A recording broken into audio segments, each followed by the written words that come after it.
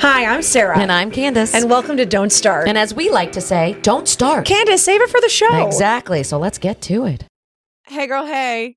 Hi. Hi, my love. This is a good episode we're about to dig into. Yeah, let's take care of our hearts. I feel like women, especially, do not concentrate on their heart health. The reason I know that is because I recently had a trip to the ER and it went like this.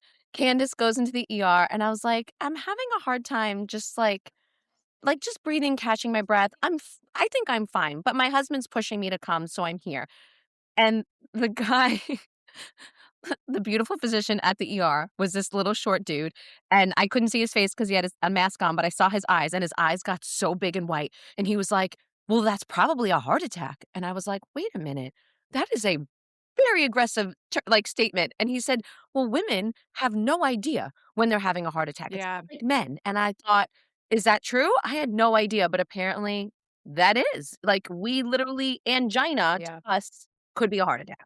Well, my dad passed of a heart attack, had a quadruple bypass at 38 years old, had a stroke when I was graduating college. My Aunt Leah's had a heart attack. My grandfather, my grandma, my Uncle Duke passed of a heart attack. So, in my opinion, heart health is one of the most important things for my brother and I to focus on. So, I would start, especially when I lost my father, I would start going to cardiologists, but then it would be like, oh, maybe it's just anxiety. And then they wanted me to wear a monitor. And then they gave me medicine that was, what is it, where it's, if you're trying to have a child, you shouldn't be taking. And I was like, well, why are we doing that? Yeah. And so I would say Sarah's probably due for another visit to the cardiologist, because I was like, why would we even give me that medicine?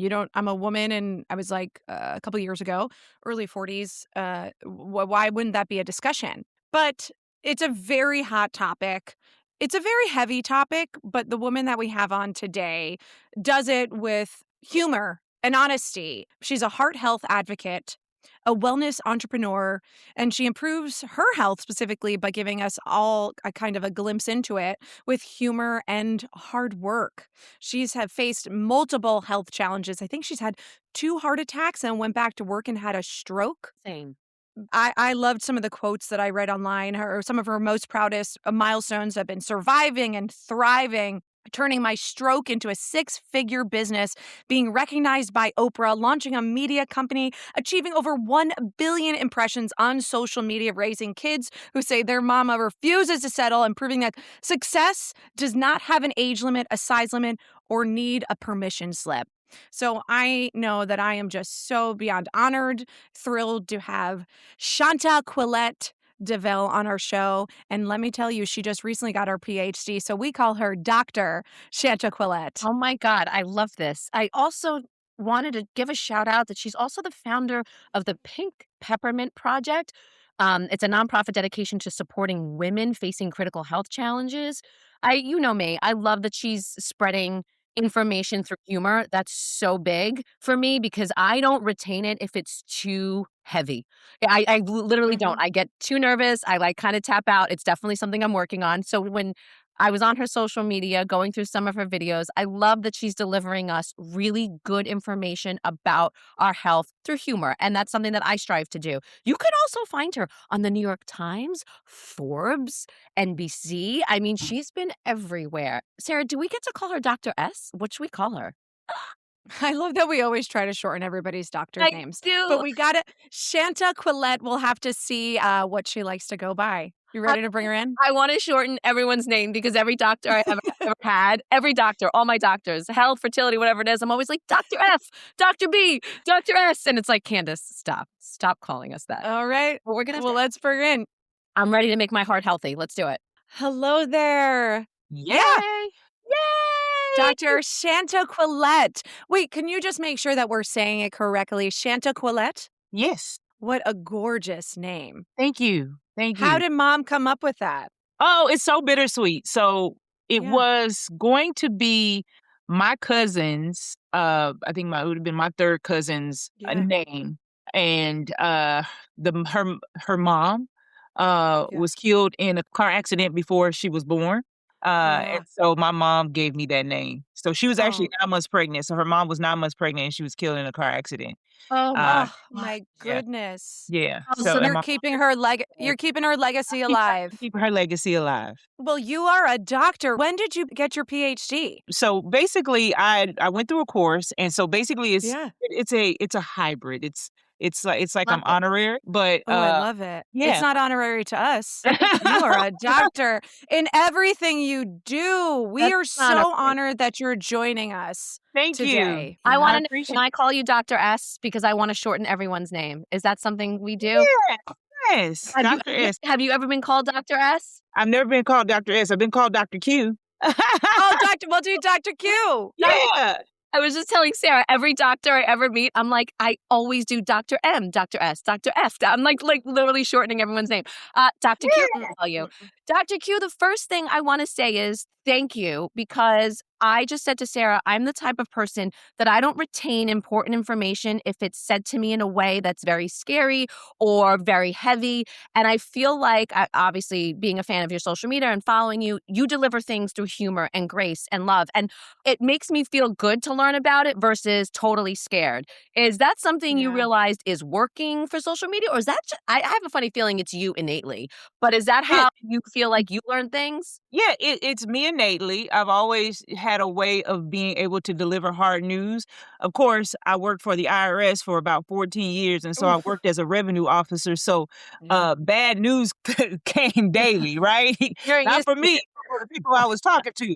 So, so I always found a way to be able to deliver things and use humor to disarm heavy subjects. There's no right way. I remember this time where a gentleman, we were talking about seizing his property. And, there's rare instances where you see men cry, but not, we're talking about taking property and money and levies and garnishments and all these things. And so, he's crying. We're sitting there talking to him. And I'm like, hey, listen, it could be your kids. And he was like, well, if that's an option, you can take those SOBs. And Oh my he gosh. giggled, he stopped crying, and I found a way to be able to talk to people, because I feel like humor scientifically increases. It raises endorphins. It makes you feel good. Just does a lot of things to you. It relieves stress. And so, yeah, it's just always who I've been. Yeah, and we need to relieve stress right now in this It's current situation.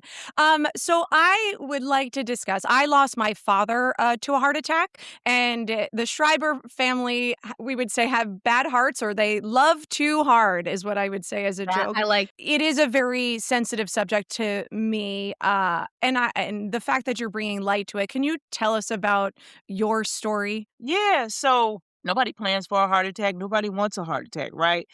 And for me, it came out of nowhere, because I was running on a treadmill one day, doing all the things right, eating right, exercising. I felt like my life was pretty much stress free outside of, working with the IRS, but running on a treadmill one day and started experiencing some palpitations. Now, from that time, I was aware that my body was doing something different. That's why it's so important to exercise and make sure you know when your body is thriving and when it's not. So I immediately went to my doctor and said, hey, I had some flutter in my chest. She immediately referred me to a cardiologist. Now, this is where things start going downhill. So, of course, I'm going to my doctor. He does a stress test. He says, okay, you have exercise-induced arrhythmia. Not anything alarming. Just make sure when you're working out that you're aware of your heart rate, because as your heart rate increases, so does your blood pressure. And so that is why you're feeling these palpitations. So I'm like, okay. So now I'm scared to exercise. Okay, now you done told me I can't Right. exercise without having high blood pressure. That's So scary. I stopped exercising, and it gets pretty tumultuous because I'm going back and forth to the doctor. I'm having shortness of breath.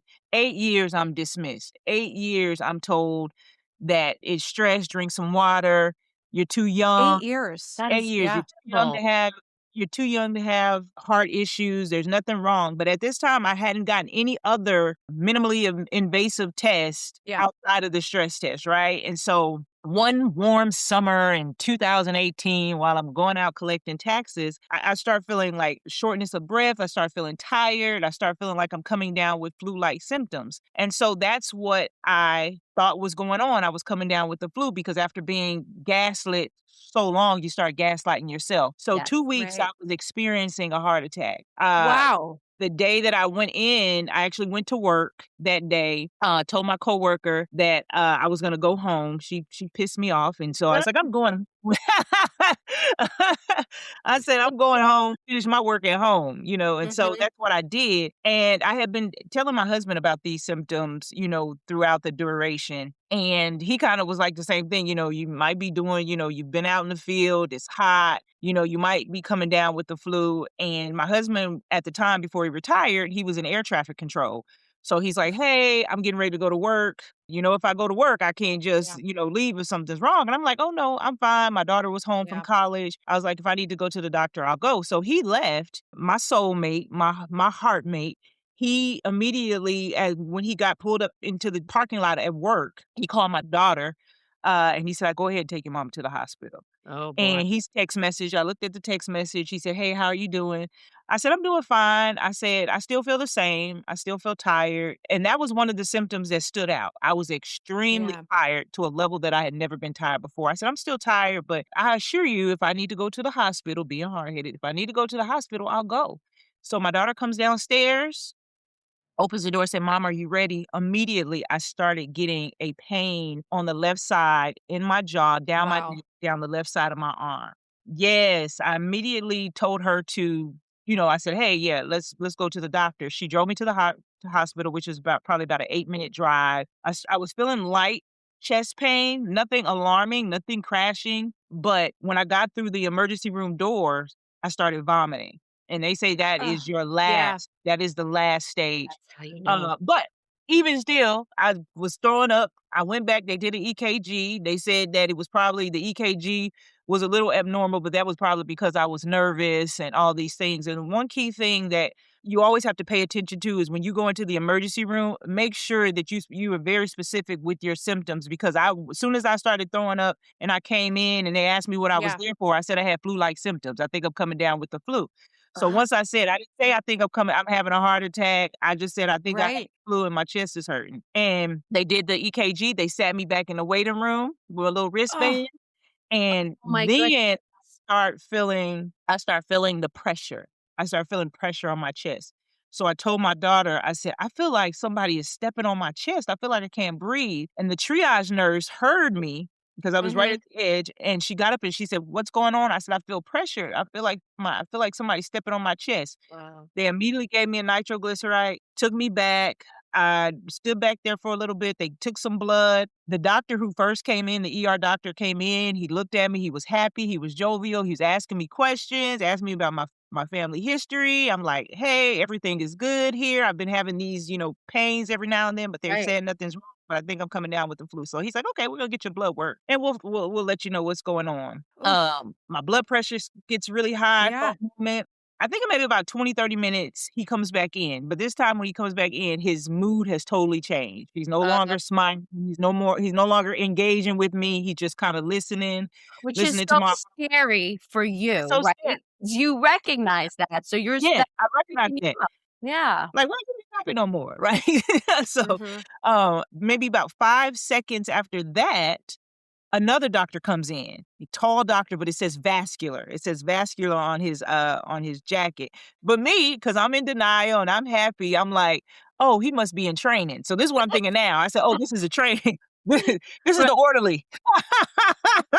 Like he's Yeah. coming in.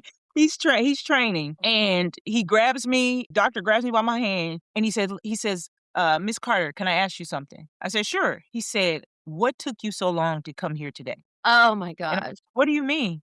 He said, "You say that you've been having these symptoms for 2 weeks. What made you come today?" And I was like, "Well, I got some jaw pain." I said, "But, normally when I come in here, y'all always send me home.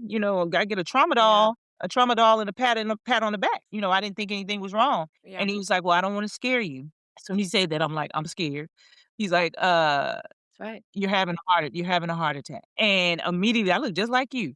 I couldn't see it. Yeah. I think it was just like that.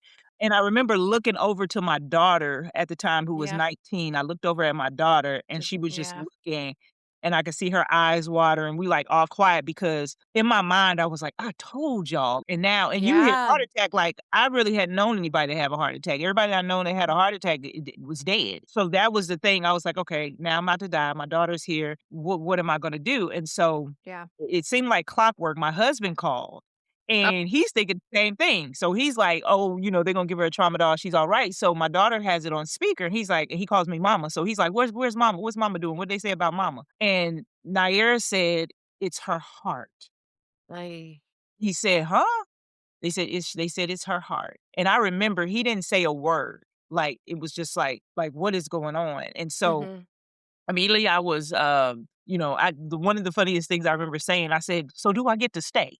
And they were like, he was like, yes, you get to stay. I'm like, I get to stay this time. And so I remember my friend who's a pastor, everybody was up at the hospital. I stayed in the hospital 5 days. Now I will tell Mhm. you that it only gets worse from here.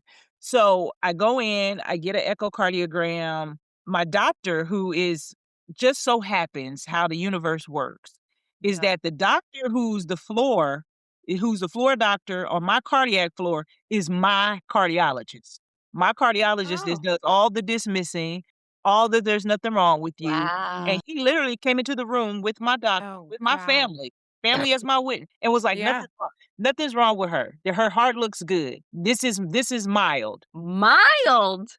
She needs to lose some weight. She needs to quit that job, and that will solve her problems. I want you to continue your story, but I think this is important. As the patient in that moment, did you feel the doctor was just being dismissive, or do you feel the doctor was clearly just not educated in the cardiovascular world of which this was happening for a woman? Yeah, that we don't have the atypical symptoms. But Right. at Yeah. that point, I did not have enough knowledge. I Sure. had enough knowledge of my body, right? Because you need to trust your own intuition, but I Mhm. didn't feel like I had enough knowledge to challenge him, Oh, me too. right? I So agree. I would be the same way. so I didn't Right. feel like I had enough knowledge to challenge him, and then it also put me into a space of discomfort and almost confusion and embarrassment Mhm. because here Mhm. I'm experiencing all these issues. Here's my family, my parents, here are my friends, and Mhm. he's telling me that Right. there's nothing wrong with me. So now everything that he's saying, now everybody's like, okay, well, you do need to quit your job, this, and you need to do that. And the only Yeah. person that really had who was really stood 10 toes down beside me was my husband. Everybody Yeah. else, they're just like me. How are we gonna challenge the doctor? The doctor knows what he's talking about. True. So Right. I'm sent home. I went to work, asked for a reasonable accommodation. Oh my God. My job, they put me on a different position to see if that would relieve some of my symptoms and or mitigate what was going on. It seemed to do that for a short period of time, and Mhm. then the symptom came back Yeah. 9 months later from that date, after getting a heart cath, having swollen legs, being told I had sleep apnea, all these things, being released to go back to work to my previous position full time. I went to work 7 o'clock a.m. on April 9th, just being released from a doctor on April 8th, started getting dizzy and had a stroke. That was 2000 that was April 9th, 2019, and I never returned back to work. So I think the disheartening part is that it cost me my career. Something that I feel like if doctors would have immediately took me serious on and dug a little Mhm. deeper, I would have still been working at my good government job. Mhm. But the bright side is it wouldn't have been a good government job today. so Yep. so Facts.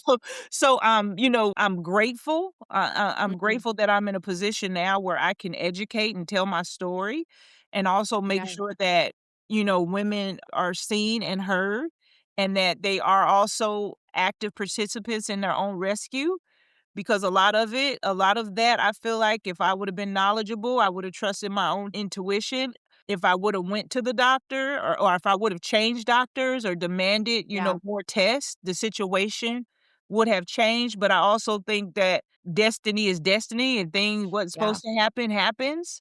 And so it happens Right. for a reason. And so I always say that if had I not had a heart attack, had I not advocated more, I wouldn't be here having this conversation with you today. Absolutely. You are, God above, you're supposed to be here and telling your story. And as a woman that is very much touched by heart disease in her family, that's why it stood out so powerful to me. And the thing that I think Candice was talking about is women with health issues. We are resilient creatures, but at some point, we are the ones that do not speak up and be heard when we're going through something like that. You touched about that experience. What could women do better in this kind of scenario, or to identify health issues and to believe their instincts are true and what they're feeling and be honest with that? So the first thing is always trust your instincts. Always trust your gut. I say if it doesn't feel right, I always say if it doesn't feel right, it ain't right, right? Hmm. And you have to do everything that you can to advocate with your physician. And if your physician is not listening to you, then it's time to Yeah. find a physician. You also have to hold yourself accountable and participate in your own rescue. So that is making sure that you go to the doctor. For women, over the age of 40, we should be going to the doctor a couple of times a year for our well woman, Yeah. and also for our mammogram. We should be getting our physical. We should know our numbers and we should know what those numbers mean. It's one thing to get the blood work done, but if you don't know what the blood work means, that's a whole nother other issue. That's a whole nother issue. What can you argue if you don't know? And so that was one of the things about my cholesterol because of atherosclerosis. I did not know, I didn't understand my LDL levels. And so plaque was Yep. building up on my arteries. The doctors are not saying anything about it. When I asked them, "Hey, well, why is this high and why is this low?" And they're like, "Oh, well, it's not high enough to be alarming. It's not low enough to be alarming." But Yeah. actually, it was. Yeah. They should have paid close attention to those numbers as well as I. So it's Yeah. really just knowing your body. That's the thing that I said in the beginning. Know how your body Hmm. operates. Know how your body operates when it's healthy. So when it's not healthy, you can recognize that immediately. And those things that are happening out of the normal, you make sure you document it. Everything, every time you have a headache, every time you have a backache, every time your stomach hurts. If that's not something that's usual for you, then you Hmm. need to write it down. Especially if it's happening frequently or more than a few times, you need to write it down so when you go to the doctor, you can show a pattern. When we're Okay. communicating with our doctors, we have to know how to communicate. We just don't go in and say, "Oh, I don't feel good. My back is Hmm. hurting." No, the symptoms that are happening to me affect my quality of life. I am not able to work. I'm not able to parent. I'm not able to be a good wife. I'm not able to do any of these things because my body does not feel normal and I need to know why it is happening. And if the doctor dismisses you, I always say, "Well, write that in my chart that you're ignoring my symptoms or you're not listening to me or you won't give me a referral." And I tell you Hmm. 100%, if you tell them that, they're going to listen to you. I've Yeah. talked to so many women where I've been on the phone where they DM me and they say, "Hey, can you help me with my chart talking to my doctor? I'm in my chart. Can you help me with talking to Yes. my doctor?" And I have helped them talk to the doctor. I said, "Tell the doctor if he doesn't give you a referral, tell him to write that and tell him to write why he won't give you a referral." 20 minutes later, she got a referral to a female cardiologist. All she was asking for is for a female cardiologist. He would not give it to her. And I think, piggybacking off of you talking about my chart, I feel like we've lost humanity, the one-on-one, the communication with the doctors. I Yeah. recently heard a friend of mine going in for breast cancer because she has a medical background. She was able to read her chart before the doctor even spoke to her about cancer. Yeah. Like, Yeah, yeah, that but is shocking with yeah. the system that, in my opinion, Oh, is yeah. somewhat failing us. Oh, yeah. I felt like when I Wow. got that was when I started having issues with my breast. I remember getting a irregular, mammogram, and I did see it Mhm. first. I went in a straight panic attack before I even talked to my doctor, before I even got, further testing or a biopsy or any of that. So I do understand that. I do have to say the my chart situation, and I'm glad you both said it. I struggle with it myself when I'm getting results back that I'm literally chat GBTing and Googling what it means because the doctor can't see me for another 2 weeks. And now I'm sitting here with results freaking out. what does this mean, or whatever it is. And then to speak to the older generation, like my parents, 70 years old, have no idea how to even access my chart. My mom's like, Right. just tell me, am I okay? Am I okay? And it's like this energy of what you're both saying, that human connection. It's almost as if we have to push ourselves to be the advocate for ourselves first. And like you said, Dr. Q, which was so smart, tell them, if you're not going to refer me, then write that in Yeah. my chart. And then all of a sudden the gears And are it shouldn't turning and be like everything starts to it work for shouldn't be you. like that. It shouldn't be like that. The No. doctor should just do what he's supposed to do. You shouldn't have to go, above and beyond and under and over to get your doctor to respond to you like he's supposed to, like the physician that he was trained to be. It shouldn't be like that. And the great thing is not Yeah. all doctors are like that. You know, Right. I think the one thing now in medical school, they need to teach, empathy and, human connection and, Mhm. cultural diversity because it's different. It's not the same. Not one patient fits all, right? There's a lot that Yeah. needs to be done when it comes to the health system. That's why so many doctors now are changing. They're like, I want to be a content creator. I want to be a coach. Yeah. All Yeah. different things because they are saying that they are frustrated and they're not getting the help that they need when it comes to patients. And the one thing that you talked about was it's not all one size fits all, but like let's just talk about women. Acknowledging women's health, the knowledge, the research. They haven't done it, as to the extreme Yeah, as just men, and in it's the last like, few years. yeah. Exactly. And I was going to say, how infuriating is that for you, but also motivate you to speak out even louder? Yeah, it's jarring to know that something that a woman like perimenopause and menopause, Hmm. it is a Yes. natural occurrence. Every woman will Yes. experience perimenopause, right? Right. Menopause.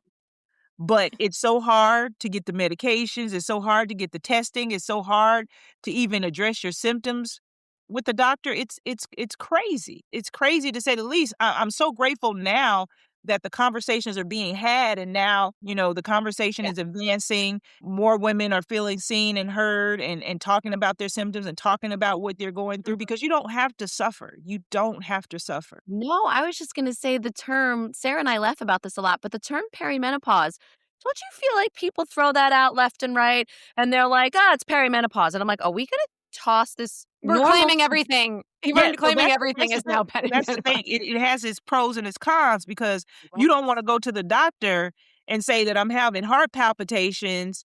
I'm Right. 45 and I'm having heart palpitations and and they say it's, perimenopause and you're actually having a pulmonary embolism. You're right. So, Right.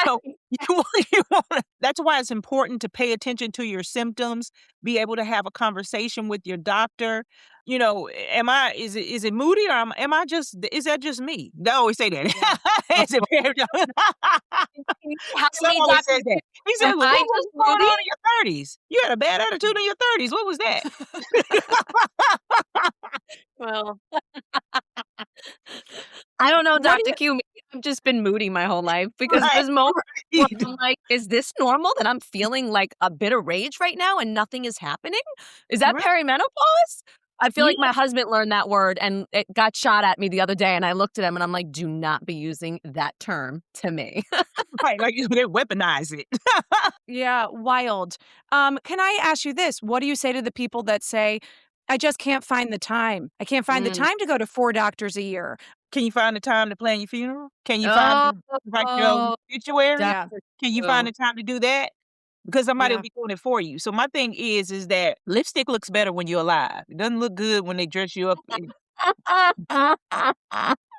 Lipstick looks better when you're alive. So I say you need That to lie. you will not have time to do any of the things that you are blessed on this earth to do if you're not alive to do it, if you're not in shape to do it, if you're too tired to do it, if you're too overwhelmed. You have Mhm. to make your health a priority. Yeah, There's only one of you, yeah, and I think a lot of times we take life and we take time for granted and we always Yeah. think that it's going to be here for us and sometimes it's not. Literally, let me tell you something. Literally, I see my friend every week. She works at the post office. I see her every week clockwork.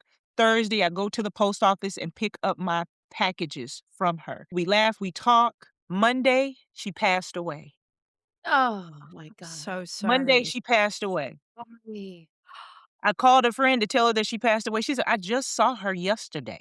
I was just at the post office. My husband went to the post office to find out because I couldn't go because I just could not. I was like, I couldn't go up there.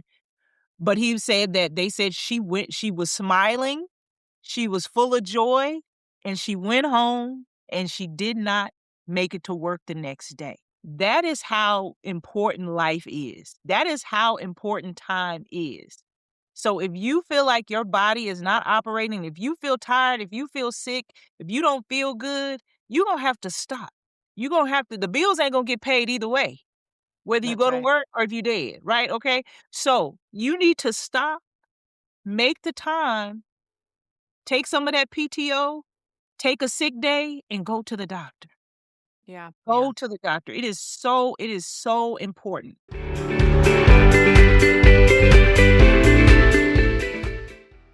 My Can I gosh. ask you, what was the recovery and then to become the powerful woman, with the ferocity that she is, with the humor? What was that journey for you, to find where you are now?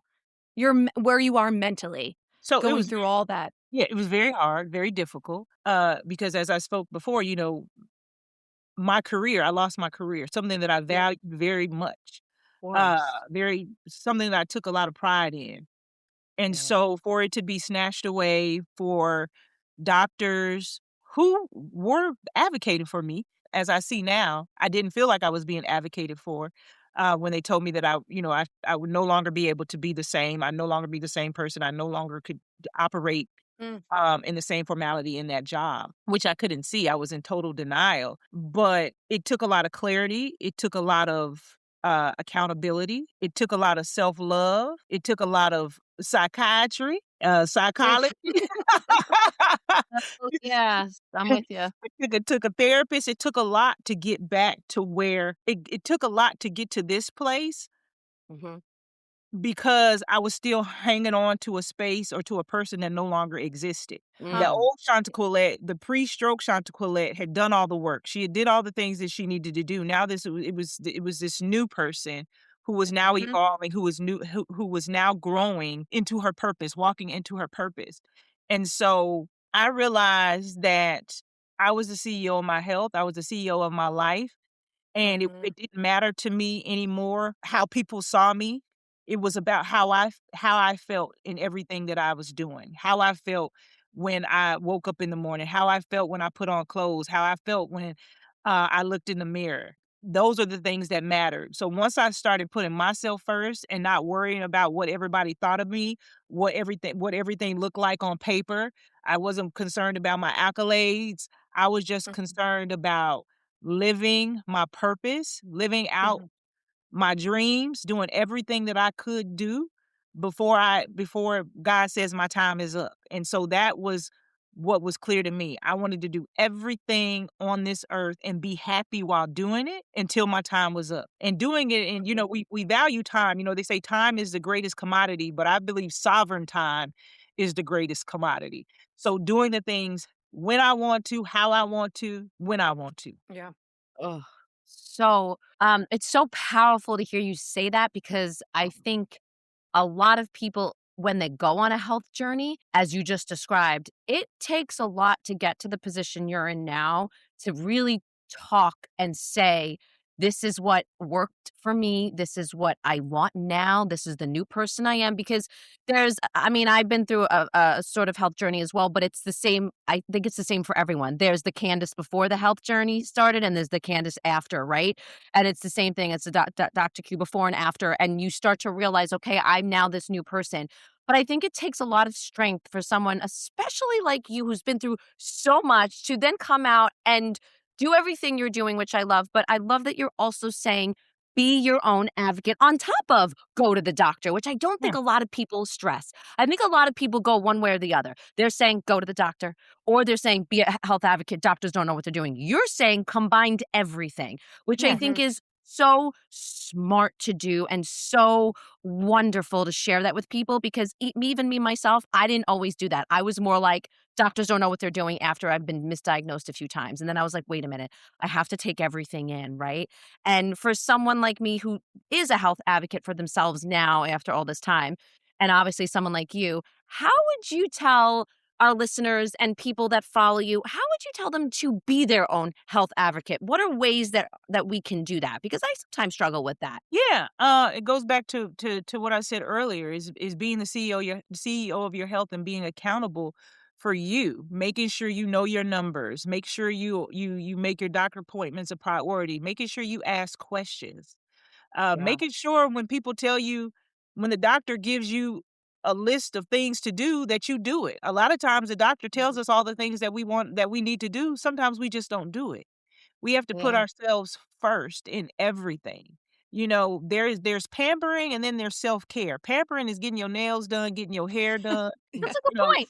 getting your Yeah. Botox, all those things. But self-care is mental, emotional, and physical wellness. It's who you are on the inside. Everything can look good on the outside and you could be tearing, your heart could be in shambles. You Yeah. got gout, you got all these things. You got gout, you're still eating steak, you're still eating all the stuff you're not supposed to do. Okay. Even with perimenopause. Yeah. There are a lot of things that help us alleviate our symptoms. We got to stay away from the spicy foods. We got to drink more water. Every time you get on the toilet, your pee is brown. You know that's not right. No, drink some Pee is, water. pee is brown and Hydrate, pee baby. is brown and it stank. And you Oh still my God. That I love it. My grandmother would Rule pee in a number toilet. 1. She'd look in the toilet and she'd be like, "Look how clear that is." And she always Yeah, wanted you her have pee to. to be clear. When you have Yeah. a bowel movement, look at it. Does it look normal? As gross as it Yeah. sounds. I just read an article on People's Magazine. I believe it's also the New York Times that came out this month that Generation X and millennials are dying at a higher rate than any other generation. We are dying. We are the unhealthiest generation. Oh. Stress, bad eating, all these Yeah. things, hustle culture. Mhm. They say we're the missed generation, but we are now one of the unhealthiest generation, and Yeah. Wow. there's a reason for that. That There's a right, reason. there A is. lot of the women that I talk to Yeah, I was gonna say, are what do being you think it honest. is? Being honest with them, Yeah. and they are trying to Yeah. do better. They're like, I'm not doing great, sis. I'm not taking care Yeah. of myself. I'm not doing Right. this. But this is once you are aware that there's an issue, Mm. once you Follow have up. to be aware there's an issue, you follow up on that issue. And you don't Mhm. have to. I think the thing is that we think we have to do it all in one day. That's insanity. What you do is you take small steps. Okay, I'm gonna start drinking water. I'm gonna start drinking water. I might not be able to cut all the sugar right now, but I'm gonna start bringing more water into my diet. Now I'm gonna start eliminating sugar. I'm gonna have more leafy greens in my life. I'm gonna start walking. I may not be able to walk every day, but maybe I'll walk twice a week. Start Yeah. taking the small steps that lead to large results. You're not gonna be able to do it all in one day. I think that was the thing when I was like, "Oh, I'm gonna do this 14-day challenge. I'm gonna do this," and by day Yeah. 3, I'm back at day 1.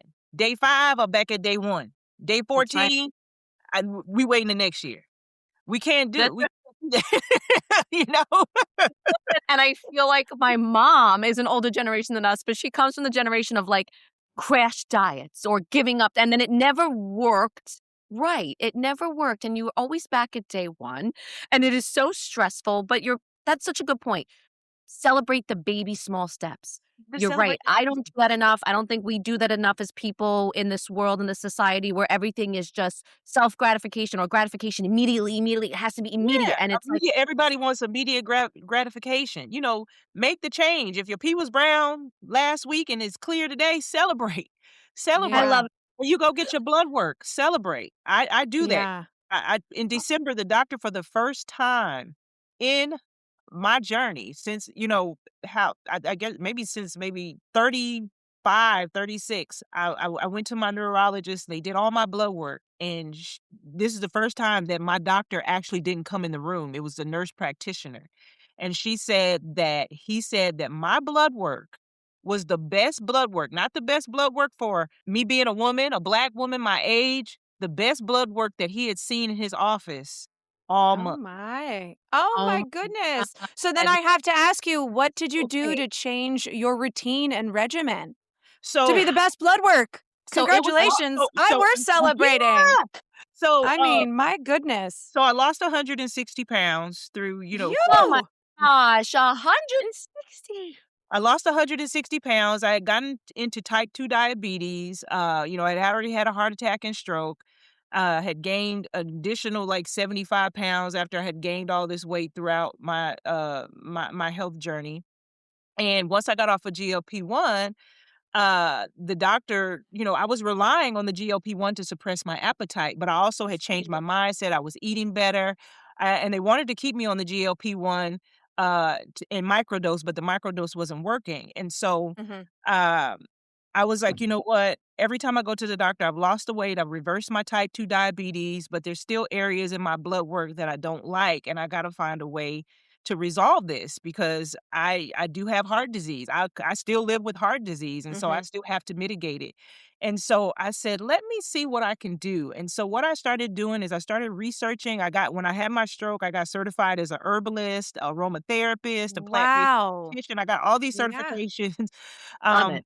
trying to figure Me myself out, too. trying to figure out what Yeah. I need to do. So I put a plan together and I called it the Grown Woman Reset. And so it is a 14-day to 21-day detox that I started doing. I got on Instagram in my story and told everybody I was getting ready for my detox. And maybe about, I think 75 women were like, hey, can we do it with you? And I was like, well, it's just something that I do. It's not really Yeah. anything that I teach. And they like, well, we want to do it. I've never tried a detox. I've never done this. And so I created this detox. The women in it were talking about how they lost visceral fat, how they went to the doctor, their blood work was changing. So I advanced it and I kept doing it up until I got my blood work in December. And the Grown Woman Wow. Reset is how I change my blood work. So I do it twice a year. Oh Wow. God, we're gonna share the Grown Woman Reset in our description notes because I feel like a lot of people should be doing that. And Yeah, like and you it's said, fun. which It's fun. It's fun. We have a Facebook group that you can love join. it. And the women love it. Like I said, and you don't have to join the Facebook group. You can do it. We do it in stages. So I do it in January and then I do it Yeah. in June. And then Love- if you buy it, then you kind of on your own Okay. with that.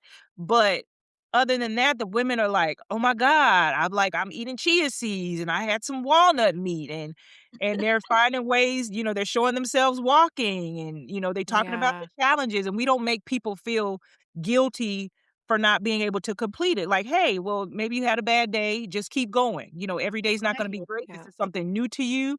And it may not work out the first time, but just Yeah. keep on trying. And so women have been like, I've done a great job. They've come back and said, hey, I did a great job. I fell off. I want to do it again. So yeah, Yeah. that's how I did it. Just changing my mindset, changing my eating Yeah. habits, and having the audacity to live. Uh, Ooh, I mean, I capacity don't to live. that's a great out on that, but I do wanna take one more minute of your time. Yeah, I'm here for that. You're reaching over 1 billion impressions on social media. How is this platform you're inspiring, you're motivating women, but how has this platform changed your life, but also what do you want that platform to stand for? Your legacy you truly are, an extraordinary woman. Yeah, it has changed my life in so many ways. The one thing that I learned that I didn't know before is a term that I coined. I call it health violence, and Mm. the Oh. health violence that has been going on, and that has affected women all over the world, no matter what demographic or our race or culture that we come from, is the many women who have felt unseen and unheard and have died and have, had heart attacks and strokes Mhm. because their doctors didn't listen. Mm. And so I feel like just as well as gun violence and domestic violence, health violence is a real thing. Uh, Hmm. and, and it really needs to be addressed and talked about more. Yeah. Um, it's just given me a purpose in life. It's given me a purpose in life. It's brought me a lot of joy. I enjoy it when I'm out and and and people, I was coming out of the grocery store yesterday and the lady's like, "I'm a fan." And I'm like, "Hey girl," and so, just being able to get those warm hugs, the tap on my seat while I'm on the flight, like, "Hey," Mhm. it just makes me feel good that I'm changing lives and I'm making Yeah. women Yes, you. wanna have the audacity to live, and I feel Yep. like if I can change one woman's life, if I just change if I change Y you and yeah. you's life, and As you you go did. back, you tell your audience, and it changes one person. I can change the world. You're That's We can not right. just you're not just changing lives, you're saving lives, and saving that's lives. powerful. That's Yeah, powerful, so yeah. thank you. Thank you. Thank Saving you for your lives. Yeah. advocacy and your honesty. It means the world, and man, am I going to my cardiologist after this. Oh my Yes, go God. to your Oh, cardiologist. And that's really um, important too before you leave, because one of the things I did not realize is my health history. My mom had so many skeletons in her closet when it came to her health. The only thing we knew is that she had fibromyalgia. She didn't tell us that she had had a TIA. She didn't tell us that she had mhm. had a heart attack. My dad is on the same medications. I have a genetic biomarker for Yeah. lipotine A that increases my risk for stroke or heart attack. My dad, they didn't tell me those things. They didn't Yeah. tell me those things. And so it was so important that had I gone to the doctor and been like, when they said, "Hey, do you have this? Do you have this? You have this?" I was saying no. No, but had Yeah. I said my mom has heart disease, my dad has heart disease, my grandmother died of had a heart attack, I had 3 Correct. uncles that had massive heart attacks, all that information is important. And God rest your father's soul, that is important information that you take to your cardiologist that That's will right. save your Absolutely. life and that will save your future generation's life, right? Mhm. And so Absolutely. that is on record. So if you, God forbid, you ever start having any type of symptoms, they Mhm. have something to go by, right? And Yeah. you could say, "Hey, my dad passed away of a heart attack, so I need you guys Yeah. to take this a little bit serious. So I need an echo. I don't need a stress test. I need an echocardiogram. I need a heart cath. I need all these things. I need you to go. I need an MRI. So yeah, it's so important that we know our family history, our health history, and we're talking to our friends. I know Sheila's husband cheated on him. I know you saw Sheila's husband at the restaurant with y'all other good girlfriend. But Sheila also needs to know that she's not taking care of herself. Sheila also needs to know what's going on with her health. Sheila also needs to Right. know that man is stressing her out, and he gonna give her a heart attack after a while if she doesn't take care of herself. And when we're at Oh, the yeah. dinner table and we're talking about why Auntie ain't brought no man to the dinner in 5 years, no, we need to talk about health history at the dinner table.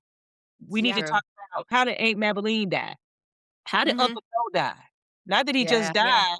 No, I didn't know that Uncle Joe had an aneurysm. I didn't know that Aunt Mameline had a heart attack. I didn't know Grandma had diabetes and high cholesterol when she passed away. Right. Those I things. feel like that generation was the generation to keep things to Yeah. themselves, to keep it Yeah. private. Candace 100%. and I talk about it, Yeah. when our parents have gone through things. "Oh, why didn't you tell anyone?" "Oh, I'll just keep we're fine." Or you don't share it in the same way that I think we are now doing more, obviously, as the platform we have it. We're Yeah. trying to speak Put Yeah. it out on your about shoulders. things. I say that now, like, and my mom is like, she's on it now. My dad is on it. Like, he goes to the doctor. My That's mom's so like, yeah, yeah. good. He's going to the doctor and he's talking. Because now when people are like, oh, well, I can wait. Okay. Well, okay, wait. You might not get a Yeah. chance. You might, you, I mean, Yeah. I got to work you say on wait, it might be your weight. While you talking about weight, it might be your Yeah. weight. So, I Yeah. gotta so you work just, on my mom. She still goes to the doctor, and the doctor asks her, like, health history. She kinda lies, and I'm sitting there, I'm like, "You're lying Yeah. to the doctor." And then when the doctor leaves, my mother has the nerve to be like, "It's none of his business." I'm like, "Oh my what, god." But what you do is you call her out right then. You Yeah. call yeah, just like, like we do our children. When you get in there, you be like, "Well, you said your head hurt. You said tell them what you told me when you was in there. Don't be getting quiet. I done Yeah. got off my like, job and paid this copay. Tell the doctor what's wrong with you." That's what we that's have Yeah. right. to do to our parents. We have to do Yep. that to our parents. I tell my mom all the time, like she had to go to the ER while we had to call the ambulance. My daughter had to call the ambulance for her. And she's like, "Well, grandma said that she'll take herself. They don't have to take her." And I'm like, "No, if the Right. ambulance is Right. there, they need to take her to the let me talk to the EMT. What's wrong with me?" Yeah. Exactly. Yeah. You have to step in. You have to step Yep, in. We want our parents to be here. We want them exactly. to live Yeah. long lives and just like our children. Like our children Right. are gonna start having to parent us at some point in our life. My son Right. already is doing it. My son is already Mhm. I just did a video, about him looking over my lab work. And he's like, "Hey, you need to do X, Y, Z." Yeah. I Yeah, so I'm love Yeah. it. like, "Mama, what Yep. Mama, have you eaten today? Mama, have you took your vitamins? Mama, have you taken your medicine?" So that's love.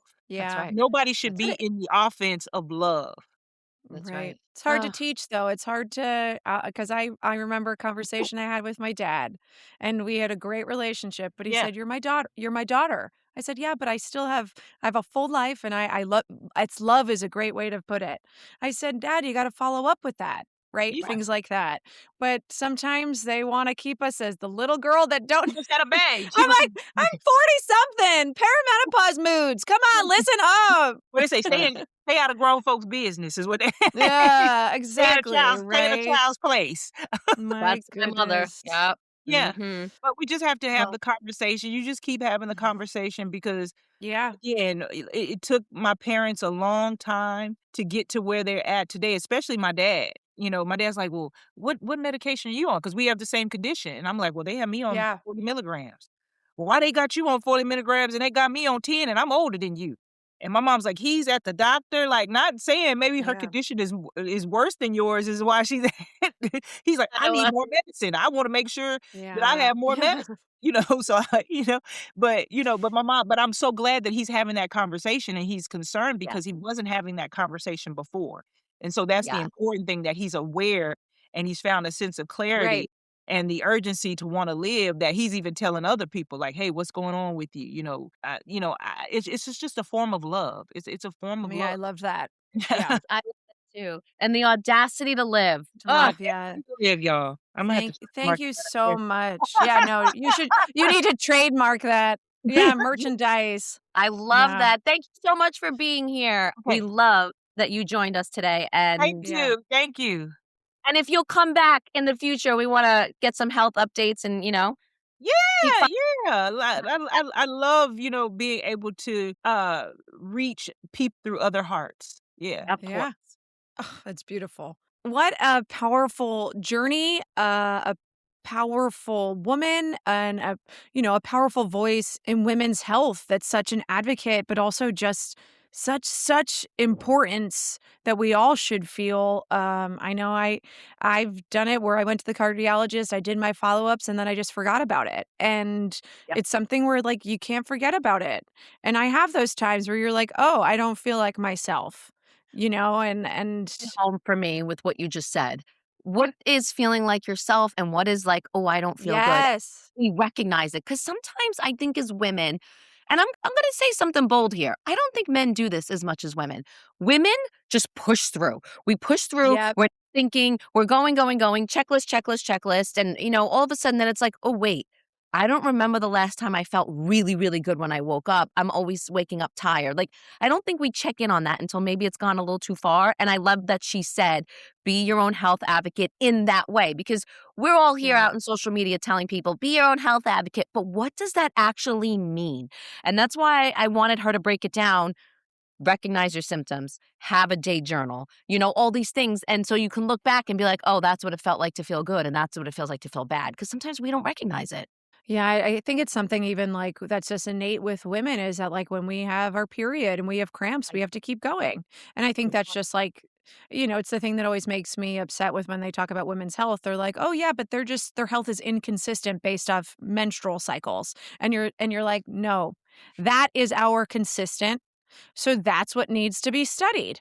Yeah, You know? And then 100%. on the other hand, I love when my doctors tell me that, "Oh, you need more consistency in your life." It's not possible. I travel like this for work, so that is my consistency. So what else can you give me?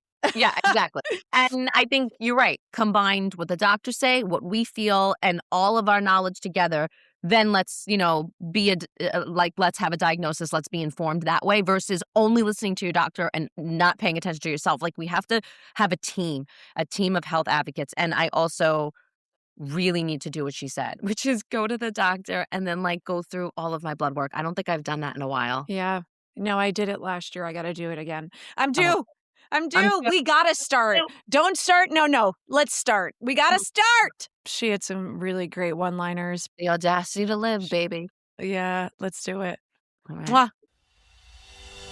Thanks for joining us today. You can follow us on Instagram at Don't Start Podcast. Or subscribe wherever you get your podcasts. And we'll see you next time, friends. Don't Start is produced by Anthony Street Productions.